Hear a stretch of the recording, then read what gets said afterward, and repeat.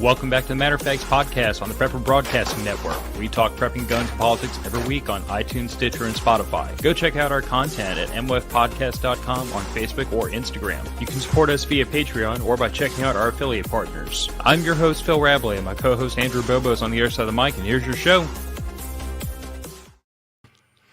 Welcome back to the Matter of Facts podcast. Phil and Andrew back behind the mic.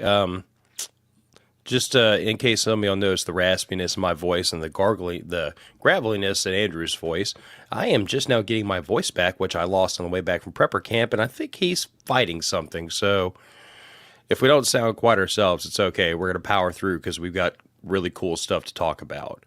Well, and we're recording this Saturday morning at 9 a.m. So we're both still sleeping somewhat. I mean, I got to work at midnight. Actually down because I've been fighting this. It's just a sinus and stuff like that. I bought NyQuil and DayQuil, and that's how I self-medicate. Is I usually will take a shot of DayQuil today and do a shot of NyQuil and on top of some other meds and stuff like that. Well, last night I was like, well, I don't really want to wait for it to kick in. So I was about 20 minutes from home, and I did a shot of NyQuil on the road. And by the time I got home, crawled into bed, like it kicked in right when I crawled into bed, and I slept so good. So outstanding.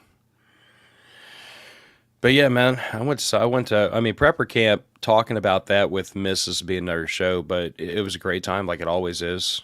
Had a lot of fun with a lot of people, and actually had the odd experience. Like, in past years we've had like a listener or two, usually somebody we knew from the group already, come and hunt us down. I had 3 people come looking for me. Nice. That I've never talked to before.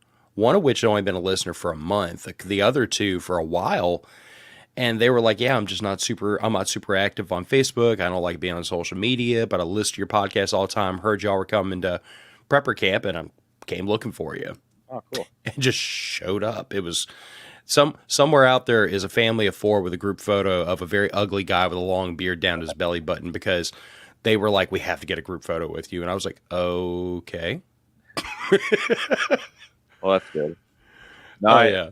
I mean, and we'll get into this tomorrow or when we record with the prepper camp show. But, I do miss going. But I mean, the whole thing of prepper camp for me now is I could go and not attend one single class. And it's just about seeing everybody, seeing all the friends, seeing like the groups of people that I normally see. And so that I did miss it because of that otherwise, but I'm completely fine with not going. I mean, like I said, I'd like to go to see everybody, but I don't know. We got to talk about it because I know you said something about the campground is kind of doing some screwy stuff, but we can talk about that stuff in the show next time. So, but you were contacted by somebody that we've had on the show a few times, and to review some stuff. Yeah. So most people in the firearms community should be familiar with Mantis, with the Mantis X, with Laser Academy, with Blackbeard. Mantis is a company that, like Andrew and I have had somewhat of a relationship with, not like quid pro quo or like they do me favors or anything, but we've had a relationship with the company for several years now. We love their products. I mean, I think at this point, Andrew and I pretty much own their entire catalog. Almost. I mean, if we don't, I'd love to know what they make that we don't have, because everything I've ever seen come out of Mantis's brains and labs has been awesome. What Mantis does for the uninitiated is they build dry fire training aids for firearms, for handguns, for rifles, for bows, for shotguns. Pretty sure they make them for spears and slingshots too. I just don't have those models yet. But I mean, what Mantis does is make one of the most frustrating things of firearm ownership, which is dry fire training, which most instructors harp on. I'm a big proponent of now.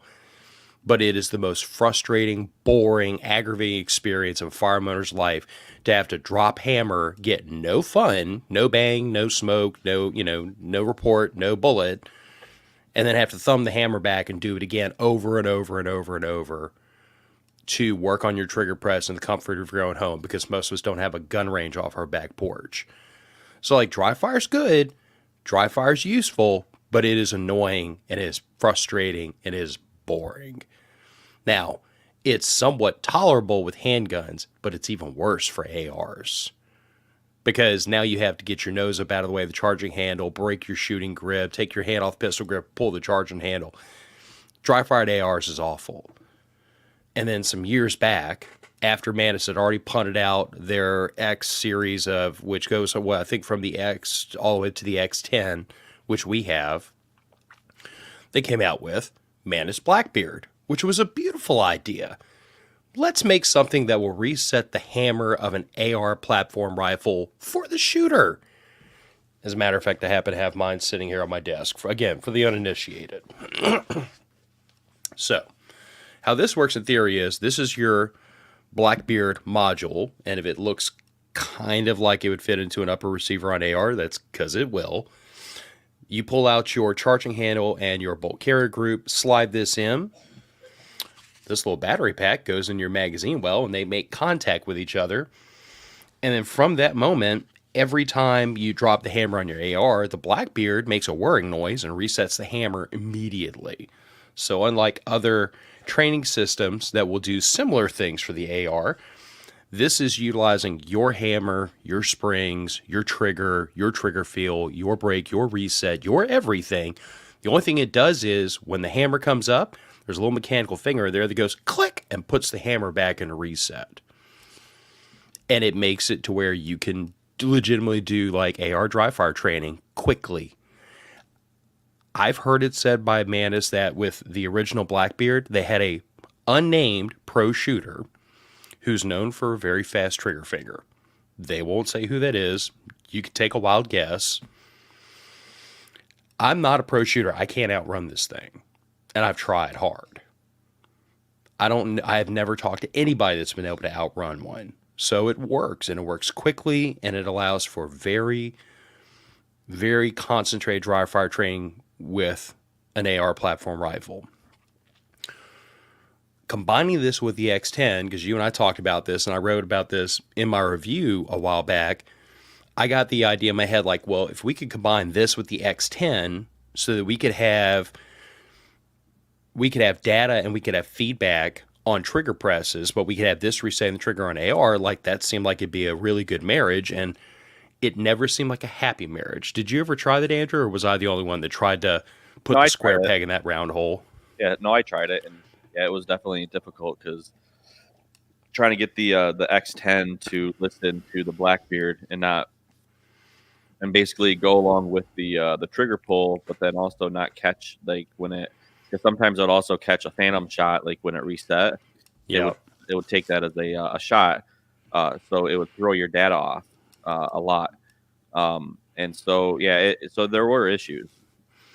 Yeah, about the most consistent I ever managed to get it to behave itself was I set a 0.3 second shot delay in the app, which basically tells the X10 once you register a shot, you will not register another shot for 0.3 of a second. And that I think I tried it at 0.2, and at 0.2 every now and then it would catch one, which is odd because the trigger reset seemed like it was happening faster than that, but at 0.3, at a 0.3 shot delay, the X10 and the Blackbeard played in the same sandbox. They just didn't play well with each other. You know, it would read the trigger, pull, it would read the brake, it would do all those things. It just, the shot delay made it to where you couldn't do really rapid firework, which might seem like a bit of a miss, might not. But the big hitch, while Andrew has to run, the big hitch really was I could get the two things to play together. I just couldn't get them to play well together. And that was a lot because I was using two products that were really meant to operate in their own sandboxes, and I was trying to make them kind of like line up side by side and work together. And what I always thought to myself was, if we could somehow get Blackbeard to talk to X and tell it, I just reset the trigger, then we would obfuscate the need for that shot delay, and it would improve the interface dramatically. In the meantime, all this happened, though. Mantis came out with Laser Academy. Laser Academy is like a total departure from the X series in the fact that the X series is using accelerometers to try to figure out like how you're moving the firearm immediately before, during, and after the trigger press. So whereas the X series are unconcerned with where you actually pointed the firearm, the Laser Academy is actually using a laser designator and your smartphone's camera and pre-scaled targets, and it is saying, where did you actually hit? So like I explained to people, I'm like, what Mantis's product the catalog does is that the X series says, I don't care if you hit the center of your target or not. I care whether or not you ripped off the most smoking perfect shot ever, or whether you jerked the trigger. And what Laser Academy does is it says, I don't care if you jerked the trigger horribly. I just care if your shot went into the center of the target. So it's two very opposing viewpoints for those two products and those two lines in the Mantis Academy. And I've used them both. They both have their uses. They both have their applications. So I would never recommend a person, totally throw either one out because they both do great things. I would just say that I think most people are going to gravitate towards one methodology over the other, and which you do really just kind of comes down to, which way you tend to think about it. Now, I have to kill a couple of minutes while I wait on my co-host to get back because I don't want him to miss this because he hasn't heard this either. Mantis, well, I guess I can start.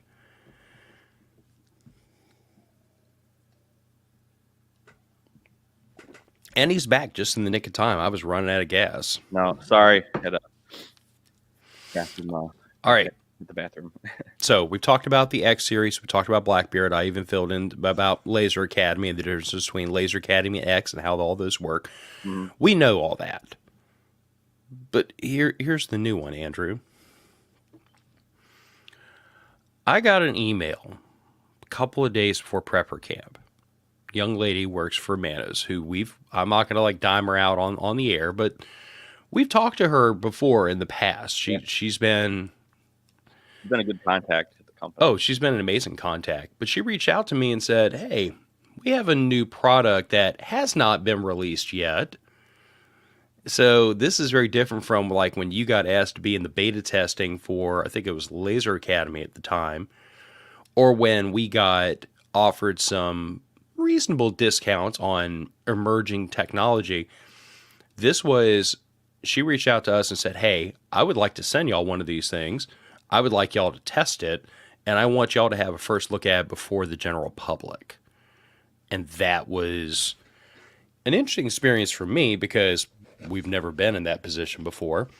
And also because, it's well known that I am a horrible shill for Mantis, and I don't really apologize for it because I love all their stuff. And I was like, you mean I get to play with a new toy before anybody else in the country even knows it exists? Yes, please sign me up for that. So, the Blackbeard X. Does this look exactly like the old Blackbeard? Uh-huh. It's because it pretty much is, except this one has a laser and the one I ordered didn't. But this is not the cool part. The top end of the Blackbeard X that goes into the upper receiver is exactly the same as the old one. Remind me to talk about that later. This looks a little different though, right? Mm-hmm. Because you see, the battery pack for the original Blackbeard was sized about like a 20-round AR mag, and this is a bit girthier. This is sized like a 30-round red P mag. Uh-huh. And this is the magic and the secret sauce that makes Blackbeard X dramatically different from Blackbeard. Because while you have very normal Blackbeard-esque battery indicator button at the top, you also have another button here at the bottom, and that little blinking blue light.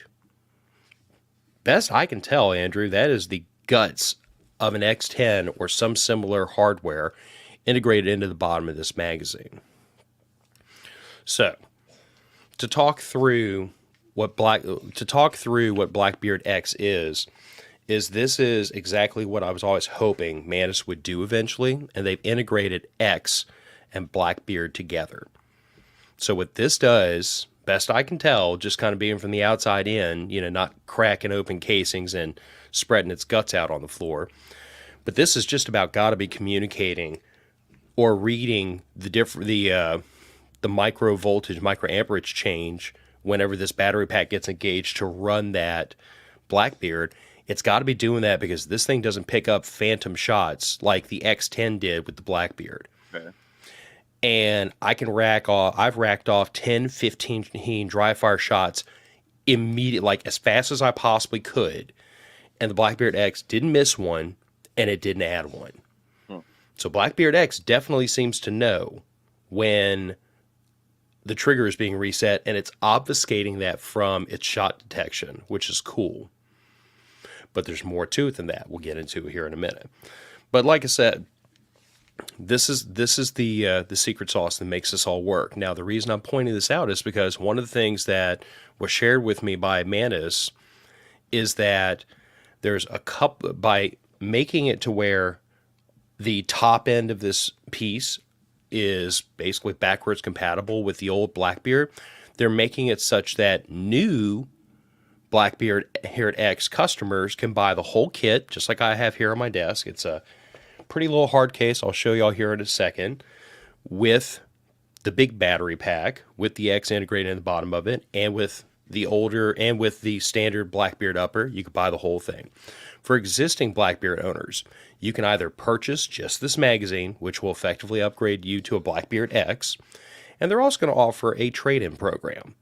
So if you don't want to hold on to your old non-X Blackbeard magazine, apparently you're going to be able to trade that into Mantis. Which makes sense because, I don't know if you remember, we've never had the need to, but Mantis also offers a trade-in program for their X series. So like if you start off with like an X3 or something, one of the lower models, and you decide you want to step up to the X10, you could trade in your old hardware for new hardware. Well, that, and then if you, with the older Mantis, because like the X series is like a newer series, they had one that's like a generation before this, and that's what they offered that too with that, so you could upgrade.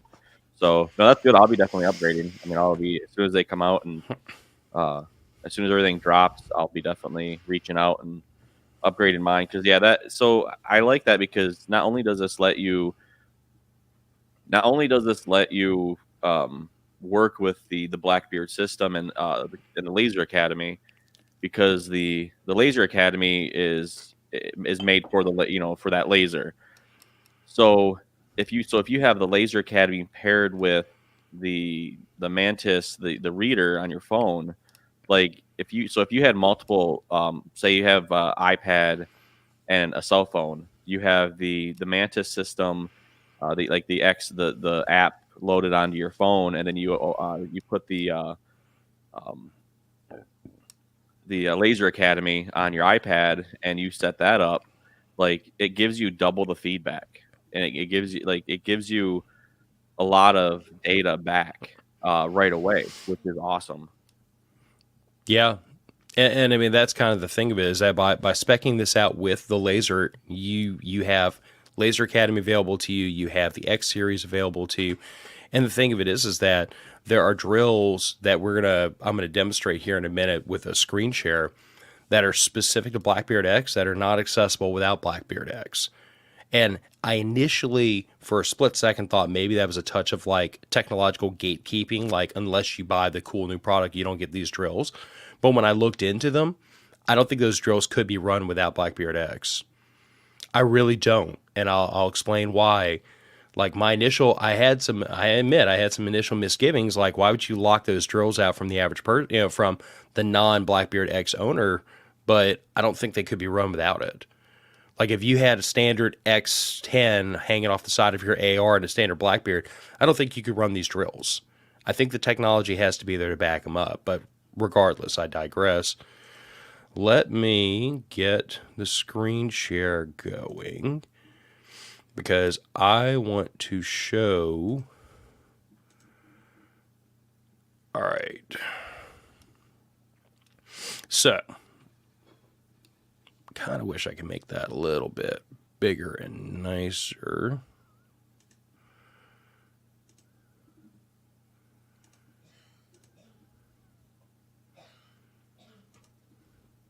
All right, that's just as good as we're going to be able to get it for the moment, unless I can zoom it in some.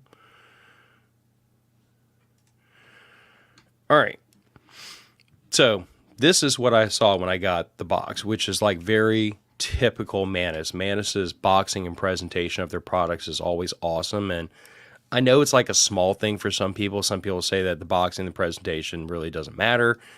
But I say that I've had the experience of buying very expensive stuff that shows up in plain cardboard boxes. It's just kind of a letdown to me. So Blackbeard's packaging is typical Blackbeard packaging. It is very appealing, very well thought out, very cohesive. That's what you get when you pull the sleeve off of it. And that is a hard case that should look very familiar to anybody who's ever had who's ever had the standard Blackbeard, or who's ever had Laser Academy. That is kind of the hard case that a lot of this stuff comes in. Although this one's a little bit thicker, but keeps everything nice and neat and organized. You get a sticker, you get an Allen head or an Allen key so that you can zero the laser, which I actually do want to talk about. Don't let me forget to talk about zeroing the laser, because I was a complete idiot when I tried to do it the first time and I came to my senses. And includes a charging cable, which is just a standard USB-A to, I think, mini USB. So something most of y'all probably already have lying around. If you have any other Mantis products, an X series, for example, you'll already have a couple of those lying around. So it works. I think the very next, yep, there it is, all loaded up into an AR. This is worth pointing out, though. These two little holes right here, because again, I haven't had a Blackbeard to play with a laser before, but these two little holes are actually your adjustments for windage and elevation. So you can access them right through the ejection port of an AR. This is your switch to turn from only actuate the laser when you drop the hammer to constant on, which makes zeroing a lot easier. I'm going to give you all a little warning, though, and Andrew, you're probably going to shake your head at this, because so I'm sure other people figured this out faster than I did. But when I hear zero, what do you think I did? I already know I already have an optic on top of that AR that's zeroed to it. So I thought to myself, I'm like, okay, well, I'm just going to keep turning the elevation knob until the laser coming out of the barrel meets the red dot. Right? Like that's what a knucklehead would think. Well, The problem with that is when you're in an office that is like a grand total of 15 feet across, there's so much height over bore that the laser coming out of the barrel was literally hitting the barrel before you didn't zero it to your the yards that you are zeroed in at your laser or at your dot. Yeah. So just pro tip for those of y'all who get into these, you're not trying to zero the laser to your optic necessarily, or to your sights. What you're trying to do is you're trying to center the laser in the barrel. Because if you get a little bit too far over to left or right or up or down, you'll get a little bit of, I would almost call it a shadow, but what it really is a reflection from the crown of the barrel.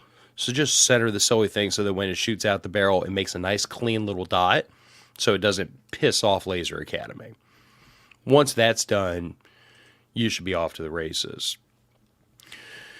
Now, all right, now I want to stop this before we go any further. This is the first of these two new drills I was talking about, called BBX Dynamics, Blackbeard X Dynamics. I think it's important to point out at this point that what this drill and what the following drill are showing you, this is the data from after having run the drills, by the way. But what these show you is very, very different from what, let's say, the X, if you put an X10 on your AR, would show you. What the X10 or any of the X series will show you on when dry firing an AR is they're going to show you your movement before, during, and after the trigger press, and that's it. This is showing you something very, very different. it shows you that. That is part of this package. Is did you yank the trigger while you were pulling the shot? But there's more here. So these are your three big headings. You have total delay, which is the amount of time that the Blackbeard X says you were sights on target and not pulling your trigger. The shot score is a composite of a few different things we'll get into here in a second, and the total time is pretty self-explanatory. But I'm going to go ahead and let this run. It's going to zoom over to this view, which when you come here and you tell this thing to play, it's going to show your movement from where you started when the buzzer went off to the target, which again is different from what X10 was giving you. So this is showing the path as I meander my way up to the first shot and the second and the third. This is, I think, if I remember serves me, for this drill, I was running like 3 shots on 3 different targets. And then when you tell it to go to the fourth shot, it tracks your movement to the next target. And again, the Blackbeard X is running all this it's recording all this in real time, saying, what path did you take from one target to the other? Was it a perfectly straight line? Did you meander around? Did you draw your name in cursive on the wall? How long did you sit there staring at the target before you got your shot off? It's a totally different level of data than what X10 was able to give us. X10 was really a very narrow window of time around the trigger press. This is actually showing the transitions, which, I mean, Andrew, you know, you've done a lot of class work and you've worked a lot with Trek from MDFI, but I'm sure it gets harped on about how you transition from one target to another and how much time you spend sitting there staring at the target before you just get your shot off. You know, like I always tell people that the enemy of good enough is perfect, where a person staring at a silhouette target at 5 yards, rather than just rip the shot off and get the A zone hit, they're going to sit there and kind of like fight and hover around looking for the very center of that target when it's not necessary. Just get the A zone and move on. You know what I'm saying? And this tells you that. This is going to sit there and tell you, you took too long to go from one target to the other. You didn't take a direct route. In the next drill, it'll actually show you where I overshot a target and had to backtrack. Thoughts? Want me to keep going? Yeah, no, keep going. I'm curious to see the rest of it.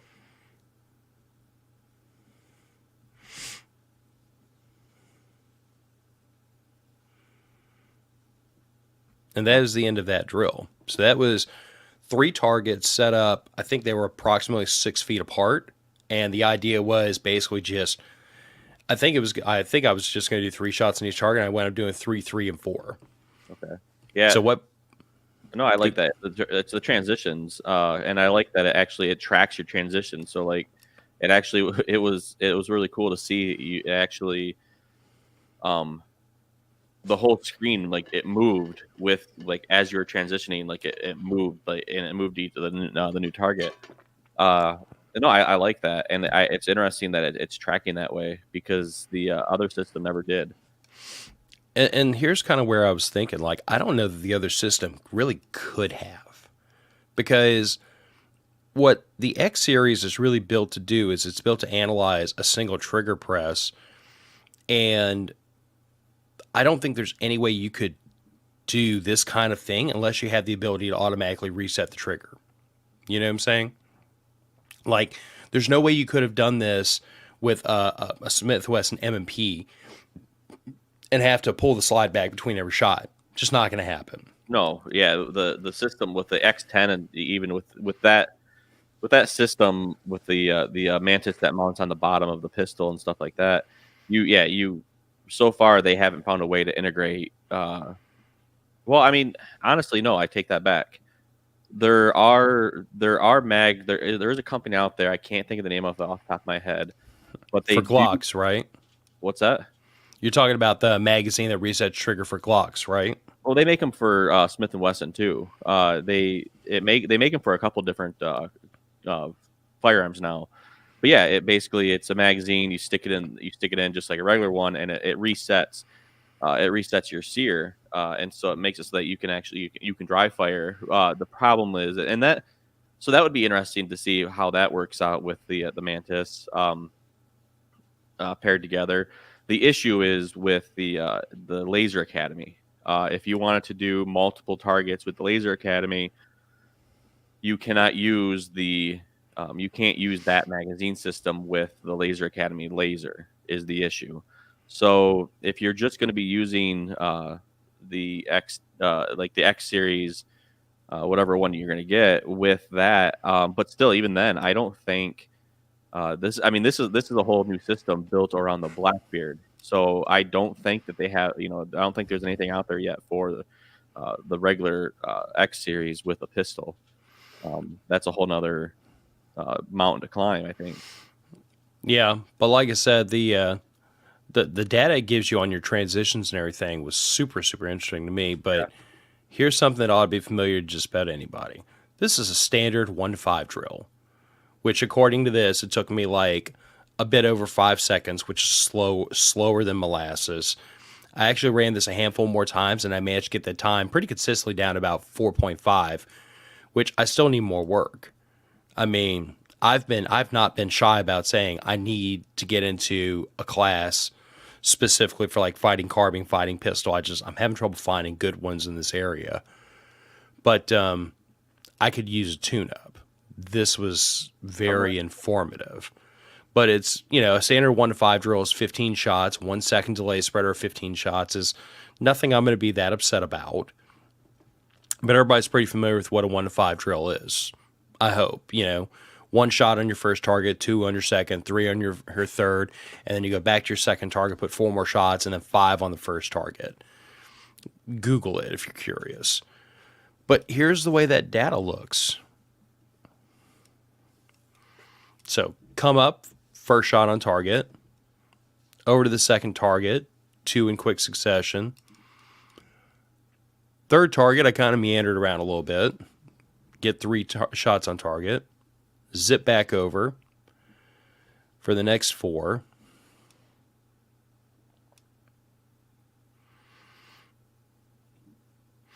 And then back to the first target for a quick grouping of the last 5 shots.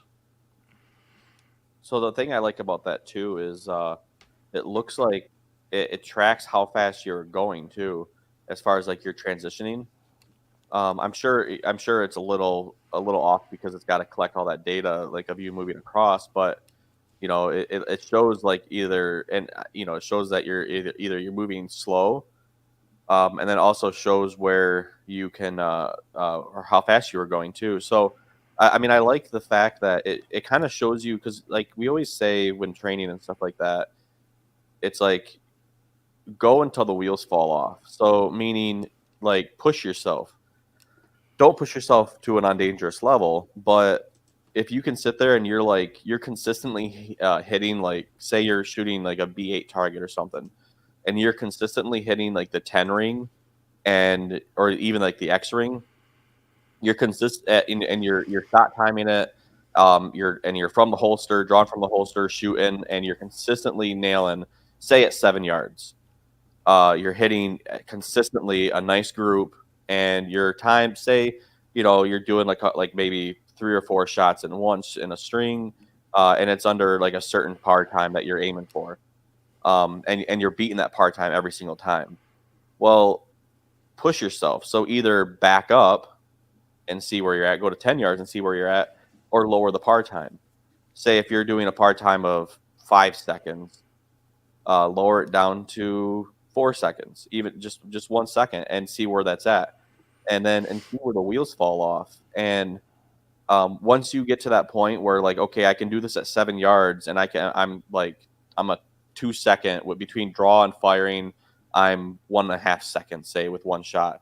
Okay, you're doing that consistently. Okay, go back to 10 yards, and you're noticing like, okay, I can't consistently do that in 1.5 seconds because I feel like I'm too far away or whatever. Well, okay, what is your time? Take that time and, okay, instead of going for 1.5 seconds, 5 seconds, aim high, and then work your way down. Continuously practice and push yourself, and that's only the way you get better is you go into the wheels fall off, you back up, okay, you say, okay, where can I practice? Where do the wheels fall off at? You go to that point and you consistently push yourself at that point, and you build up. This right here, though, like, you can see a couple of the times where you overshot the target. It's like, okay, were you moving too fast, or were you what were you doing that made you overshoot that target? I can actually answer that question. Yeah. Okay, I have a very, very bad habit because, for a lot of years, for a majority of my shooting life, I've spent shooting iron sights. Uh-huh. And iron sights, it's pretty common. You close your non-shooting eye, right? I have this really stupid habit, even when I'm shooting a red dot, which you can shoot with both eyes open, by the way, and it's the way you're supposed to shoot red dots, I still shut my left eye. So what was happening was, because the targets were far enough away that I couldn't see one from the other just through that tube, is I would start rushing towards the other target, and I would overshoot the target because by the time my brain put it together that I was seeing the target in the tube, I was almost past it. And when I just left my left eye open, that right there shaved 5, 6, 7/10 of a second off that drill. Right. Because now I have both eyes open, I have full peripheral vision, and all I was literally seeing was the world with a red dot superimposed over it. So I can now move from one target to the other very crisply and cleanly and just go right to target and start making hits. Right, but that's where you see. So that's like that's a training scar. That's something that I guess you could say, like, that's where your wheels fell off, was transitioning. You're so used to doing it that way, and that's something that you can train on. That's something that with time you can break that habit. I did, because I'm used to shooting with one eye open with iron sights and stuff like that, and I've trained myself to shoot now with both eyes open with iron sights, unless I'm trying to like really get precise. Which, if even with a red dot, if you're really trying to get precise, okay, yeah, you're gonna close one eye, kind of thing. Even then, it's like I've been trying to, even when I'm doing precision, like with my 6.5, I've been really trying to shoot with both eyes open. I've been trying to train myself in doing that. And it's just the fact that you're seeing, like, you're not necessarily confusing your brain, but your whole world opens up when you're doing both eyes. You have the peripheral and everything like that. So, but I mean, that's what I'm saying though, is like that's a training scar. So that's something that you can work on, and that it's just interesting that, if the Blackbeard X didn't show you that, subconsciously you never would have thought about it, because you're not thinking about it, and it's a reflex to close one eye when you're transitioning or when you're shooting a red dot, and it's just a reflex, and it's a habit for you. But now that's what these programs are, or this company, that's what they're trying to do, is point out your flaws, point out stuff that's not working for you, or that you're maybe doing wrong, and helps you improve on it. And now you know that you're doing that. So now what can you do to mitigate that? It's practice. Yeah, I also wrote a blog article which will be released in the same day as this on MOFpodcast.com. And the way I describe the Blackbeard X is a lot the same way I describe the X series. It's the tattletale that taps you on the shoulder and says you have bad habits. It's the range buddy that says good job when you shoot a good string. Like, on top of the aggravation of having to thumb the hammer, work the charging handle to do dry fire training, one of the things that always turned me off dry fire was I got no feedback. And it takes, when you get the feedback from the hole in the paper that you're shooting at the range, even when you have that feedback, it takes a very introspective, experienced shooter to correct the problems they're having. You know what I'm saying? To really pay maximum attention to what you're doing and be able to figure out, this is what I need to do to improve. That's why there are professional shooting instructors, because it's really hard to do self-analysis when you're holding a miniature explosive in your hands. Just saying. Right. So a good example is, like, so I've been shooting a new pistol recently, and they what was I say? So I've been shooting this new pistol recently, and the grip angle is completely different. Like it's the Sig P320 X Compact, and they like how do I want to explain it? Like it's got a flat face trigger on it. The trigger it's lighter than a Glock trigger. It's a lot lighter than a M&P trigger. The M&P triggers are mush. The Glock triggers, I mean, when someone buys a Glock, it's like the first thing they do is swap out the trigger because the triggers on them suck. Same thing with M&P. The 2.0s, they've done a lot better with them, but they still suck. The Sig trigger, I really like it. It's flat face, which is interesting because it breaks at like 90 degrees, and there's not really like but what's interesting is I found myself I have to completely like rethink about where my pad on my finger is at. And because like the trigger comes down and then like there's it comes down and like there's a little like lip, kind of like upside down like Nike swoosh kind of thing. Like that's one way I can explain it. It looks like just like a hook, and so naturally, like my finger when I first started shooting it, naturally my finger wanted to sit in that little crook right there. But that I was finding that I was pulling completely way down. Like I was pulling the shots way down and to the left, which I shoot down to the left a little bit anyway. But I found like I sat there and I'd go slow, figure out, okay, where am I shooting? Okay, now how do I correct that? And then I found like that I actually need to put my finger close up to where my finger basically is touching the frame of the pistol as I'm pulling the trigger. Like, and I can get a consistent trigger. And I was finding myself where I dialed in my issues.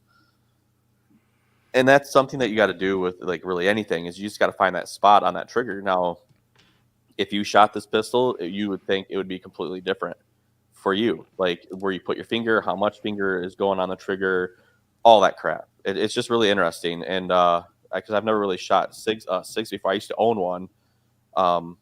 And I sold it a long time ago, just because I just didn't care for it. But yeah, so I've been shooting this one for I shot it just the other day for the first time, and yeah, it was interesting. It was interesting to kind of test out, and I don't know, I like it. I don't know if I'm going to switch to it or not, but I like it. Yeah, but like we were saying, it's that feedback.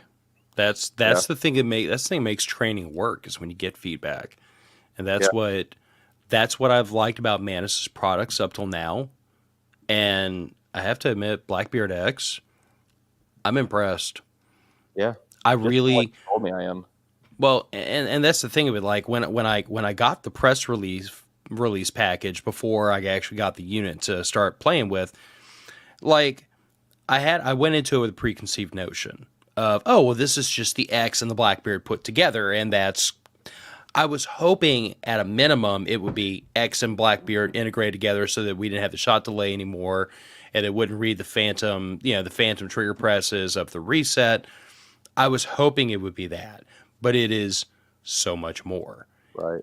The simple fact that it's giving me data on my transitions and it's watching if I'm overrunning the target, or my habit tends to be that I hit the brakes too early.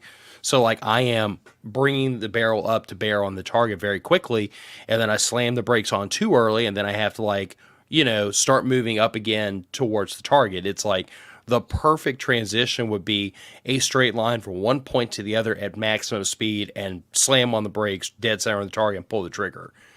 I'm not Jerry Mitchlick's illegitimate child, much to my chagrin, so I don't think that's going to happen, but that's the goal. And this thing is showing me data on transitions that I've never had access to in a controlled fashion. And, Andrew, you mentioned earlier that like a training scar, but let's even go back to the time I spent in the military. I enlisted in 2000 before the global war on terror, and the military, at least the Army's methodology on rifle training was really centered around 50 to 300 meter engagements from pillboxes. It was the end of the Cold War training of how to hold position, to hold ground against abounding, enemy force. Mm-hmm. So things like transitions at short range, that wasn't really taught that much. It wasn't a focal point of the training. It's like the types of shooting that are taught heavily by the military and by the shooting community now are very different from what I was taught back, 22 years ago. Yeah. But the data I'm getting on the transitions is showing me where I need to improve. And I mean, just having had this thing out of the box a couple of days, because like, you know how it is. The day after prepper camp, I came home to like four big tough boxes and 15 bags of laundry that needed to be done and a tent that had to be put away and go down the list. It's a mess. You know this from when you come back from a big tent camping trip. So like it took me a couple of days to get that settled before I started playing with this. And once I started working on with Blackbeard X, I got a really quick feel for the capabilities it had, and I was super impressed. But I have one more shining, glowing, side note to drop about this thing before we maybe start wrapping this up. But you've met my wife. She's hell on wheels with a deer rifle. She's hell on wheels with a deer rifle. She's not an experienced AR shooter. She's just not. She shot my AR once or twice. She shot my AK once or twice. She's not super well experienced with modern sporting rifles or intermediate cartridges. Put a 30-06 with a wood stock in her hands, though, and I don't want to be anywhere within 300 yards of her. She's pissed at me. Right. But I put this in one of my ARs, and I asked her, I'm like, hey, honey, can you come run a quick drill? I literally just had I took these 3 silhouette targets. That one's a hostage target, which I told her shoot the hostage. Anybody that remembers the movie Speed with Keanu Reeves in it, that was a little flashback I just had. But I asked her, I'm like, hostage. Huh? Said can't have a hostage when there's no hostage. Yeah. Anybody that hasn't seen that old movie, y'all need to go back and watch that. It was an oldie but a goodie. Sandra Bullock and Keanu Reeves. Speed. Don't watch the sequel. It was awful. But I explained to her what a 1.5 drill was. And I said, can just shoot it. I just want to see like how intuitive this is for you because you're not an experienced AR shooter. I haven't given her any instruction whatsoever on how to use the Blackbeard. I just put it in the rifle for her. And I said, just give it a rip. Tell me what you think. And she shot the drill. And then she looked down at the screen and could very quickly, didn't understand, I guess, all the nuances of how the shooting score was calculated, which I forgot to talk about. We'll talk about that real briefly. The shooting score from the BBX and the 1.5 drill is a composite of how much time it took, how well you did the trigger pull, standard X10 stuff. How direct your path was on the transition. So in other words, if you transition from one target to another in a perfectly straight line, that's a higher score than if you wrote your name in cursive on the wall. And then whether or not you overran it. So in other words, if you move at a nice consistent speed from one target to another, that's a better score. If you slow down prematurely or if you overshoot the target and have to backtrack, that decreases your score. So that's what the shooting score is. But I didn't explain any of that to my wife. I just showed it to her. And she was able to very intuitively understand, this is how long it took me to run the drill. This is how long I spent from one shot to the next. Higher score is better, obviously. And I kind of expected that to be it, and she'd go back to whatever she was doing before. But then she said, can I run it again? And I was like, yeah, what the hell? So I hit reset and hit start. Buzzer went off, rifle came up, and she ripped off another 1.5. She did that 6 times in a row without me prompting her or provoking her. She said it was fun. And that's the thing though, is it turns training into more into a game in a way. And I mean, it's not, and training should be fun. That's the thing is if you have to go to the range and you have to put rounds down range and you're like, oh man, this sucks. I gotta do this. I have to do this again or something. I'm sorry, you're sell all your guns to me. You're just not in the mindset. But training should be fun. I look forward to going to the range. I've never met a person that didn't look forward to going to the range. But I have fun going to the range doing live fire. But dry fire. But that's what this does is this makes dry fire fun. it gives you, not only does it give you feedback, but you get that gratification when you see, like, you don't hear the steel get hit. You don't get to see paper, like what the holes in the paper look like, but you do get to see, like, what your time on target was. You get to see, like, your reaction. You get to see what happens when you go faster. You get to see what happens when you go slower. You get to see what happens when, I mean, you hand it to your wife and she outshoots you or something. Like, She actually did. yeah, well, that's what I'm saying though. Is Very annoying. right? No, you get to see all that. You get to see that instant feedback, almost like you would if you went to the range and you shot either paper or steel. You get that instant feedback, and not only do you get that instant feedback, but you also get of, like, hey, this is what you're doing. This is how you can fix that. This is, like, and so to me, it makes dry fire into a kind of a game in a way, which makes it fun, which then turns around and you can actually, like, because if you didn't have that and you were just like, hey, come here, can you shoot at these targets? If you didn't have that, she might shoot and then she'd be like, okay. Like, it kind of helps you get people into dry fire practice who may not have ever been into dry fire practice, or who may, and maybe, and it could be a way of getting somebody into firearms who never really was into firearms. Quite possibly. But I also have to say one thing about, like, it being intuitive. This system did not require a lot of front loading other than to explain the drill. And then my wife just went for it. And I don't think she's ever shot a 1.5 drill in her life. Like, again, very, very good shot. Not well versed in, like, tactical drills or the traditional shooting drills or transitions. Now, if you want her to, like, slow fire, pop a bunch of rounds from a handgun into a target, she can do a pretty respectable job. And again, with a deer rifle, don't aggravate her. But it's a dramatic difference in the way she was taught to shoot, the way I learned to shoot. She grew up in a rural part of Louisiana where they go hunting squirrels at young ages, and as a result, she's very well versed in some aspects of shooting, and others she's just not. She hasn't had the exposure. But this thing had her shooting a 1-5 drill and wanting to shoot it. And even though it's not specific to the Blackbeard X, I've told this story more than once about when my daughter first started shooting her 22 LR. And my daughter, she was doing okay. She was having a little trouble with it. So we brought her home. We put a dummy round into the chamber.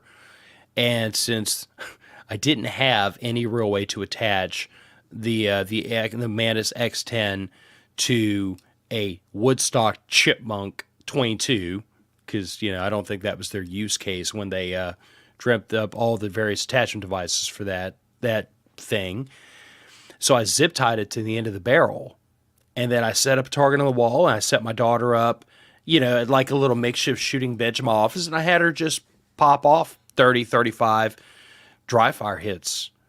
And it took her no time to realize, if I do this a little bit different, the score goes up. If I do this a little bit different, the score goes up. She started off shooting in the high 50s and ended in the low 80s with an X10. And you know how much of an improvement that is. I took her out to the gun range a couple of weeks later, and this little girl was popping steel woodchucks at 20 yards. The greatest compliment I can give to Mantis is twofold. I've watched two people who probably never would have indulged in dry fire training ever, or they would have regarded it as a chore, and they did it because it was fun, because of Mantis's products. And I have seen it drive improvement in people in a very short amount of time. A 9-year-old little girl was able to dramatically improve her shooting because of 35 trigger presses. Yeah. And a teacher and woman that grew up in a rural area, not really shooting ARs ever, if any, was having so much fun dry fire and running 1.5 drills, she wanted to keep doing it. I don't know a better way to explain the fact that, like, Mantis's training aids, I've seen them work, I've seen them improve shooters, and I've seen them encourage and motivate people to train. that would not have done it otherwise. Me being among them, because I started this off saying, I hate dry fire training. I hate dry fire training. It is the most boring, aggravating thing. Excuse me one second. It is the most boring, aggravating thing I have ever done in firearms. I would rather clean guns for 8 hours than dry fire training for 10 minutes. It is freaking frustrating, but this makes it fun. And I can't give any more of a glowing recommendation. So if the ability to run dry fire training drills in the comfort of your living room with your AR and have immediate feedback and data regarding how you did on the transitions and how your time was and how your delay was, if all that sounds appealing, if the ability to turn something that's traditionally a pretty big pain in the butt, being dry fire training with an AR, into basically an adult video game, if that sounds a little bit appealing, then y'all really need to go head over to Mantis's website and start looking for information on either the Blackbeard X or the trade-in program so you can upgrade your current Blackbeard to an X. But I'm telling you right here now, if I didn't have one of these sitting here, I would absolutely be like boxing up my 20-round Blackbeard mag and sending it to them saying, upgrade me. Yeah, and really quick too, use if you guys could use our affiliate link. It kind of kicks us back a little bit of money, and it just lets them know that we sent you, and so it kind of helps us out with the company, which is always a good thing, because the one thing that Phil and I have been trying to do is we've been trying to get into product testing for you guys, for the listener and everything. And the only way we can do that is if you guys use our promo codes, use our affiliate links, and just let the company know that you did hear about them from us, or you use if you use our code like that, it helps us with the company. Mantis actually is the only company that we do get a little bit of kickback from. We don't anything else like with Phoenix and stuff like that. We see no kickback. It's just we've been just trying to really get some people on board, companies on board, and just some discount codes to help you guys save a little bit of money, especially in today's economy.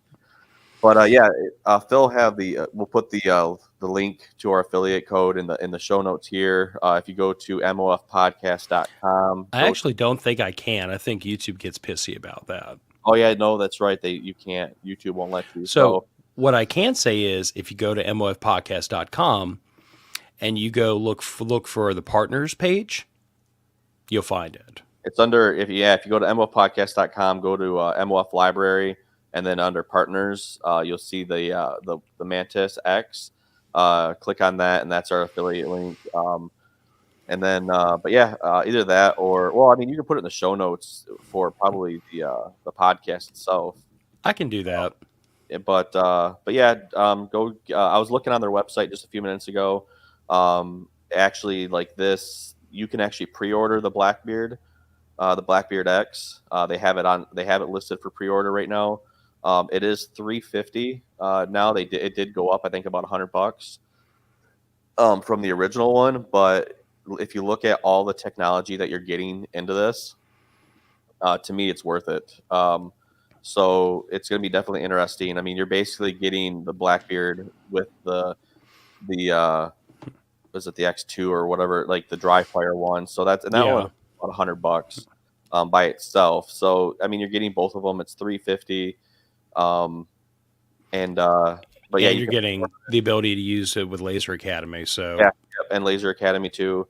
So so it's $350 right now. You can pre-order it right now. It says pre-order until I think it said October 5th is when it drops, which is about the time the show is going to come out. Which is today for those of you that are watching this.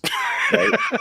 So, but no, go check it out. As of right now, I don't see anything on their website for trade-in. I'm sure after everything drops, I'm sure they'll adjust everything to make it so that you can find it to trade everything in. So, but that being said, I look forward to playing with this. I'm definitely going to be trading mine in. I remember when we had Mantis on last time, I bought the Blackbeard, the first Blackbeard. I went online and bought it because I was like, this is amazing. So I bought it. I will be trading in my Blackbeard for the Blackbeard X. So it'll be definitely interesting to see, but I can't wait to use it. Yeah. And like I said, I mean, I don't know. People have been kind enough not to accuse me of being a Mantis shill in the past, even though I call myself one. But I mean, I get other than this first of the first run free product, I don't get anything personally out of recommending Mantis's products except for the fact that I've bought most of it full freight because I believe in it, because I've used it. I've used it with my family. I believe these work. I've recommended them to other people, and that is my yardstick for whether or not I am happy to recommend product. Is if it works, if I think it works, if I see a benefit, I recommend it to other people. And if Mantis at this point, releases anything in the future, I'm certainly at least going to give it a look. But the Blackbeard X in particular, really, it impresses and surprises me. If it just would have been a happy marriage, if it would have just been a happy marriage between the Blackbeard X or between the Blackbeard and the Mantis X, where we didn't have the shot delay and the phantom shots caused by the trigger reset, if it had been just that was my expectation. But it's more than that. It is an entirely new level of data being opened up to the user that I just can't see any reason not to at least give it really good, honest consideration. Yeah, no, it's another great product. It's very intuitive. I don't know if that's the right word or not, but it's a great product. Another one from Mantis, and it's interesting to see them progress. From the X series to the Blackbeard, now to the Blackbeard X. So I can't wait to see what they have in store coming down the pipe. We definitely have to reach out to them and get them back on, get the company back on here and talk about stuff. So I'm sure they're going to be busy though for a little bit, promoting and stuff. So, but I can't wait to see it. I can't wait to get my hands on it. And I'll definitely, like I said, October 5th, I'll be sending my Blackbeard in to upgrade. Yep, we'll go ahead and roll this one out. If you're interested, we would really appreciate it if you would go through mofpodcast.com and find our affiliate link for Mantis and throw a couple of bucks in our tip jar to help two starving podcasters out. But regardless, I just really hope that y'all are as excited by this product as I am, because like having had a chance to use it, I'm super impressed, and I'm sure y'all will be. But Matter of Fact's podcast heading out the door. Say goodnight. Good night.